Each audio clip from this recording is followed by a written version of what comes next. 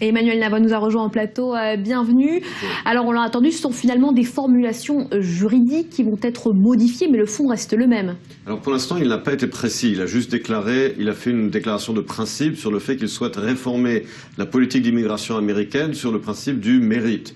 Un principe qui existe entre parenthèses au Canada. Le Canada a également un système de mérite où il note les immigrants potentiels en fonction de leur emploi, de leur diplôme et de leurs liens familiaux au Canada, etc.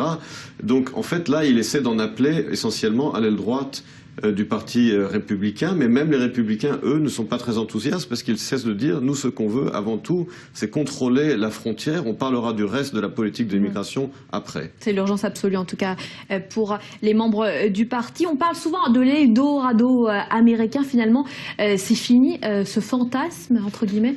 Vous savez, il y a toujours une politique sélective d'immigration aux États-Unis. Ce n'est pas nouveau. Il y a même eu des périodes dans lesquelles les États-Unis ont fermé leurs frontières, souvent avec des conséquences dramatiques, en particulier pour les Juifs européens dans les années 30, on s'en souvient.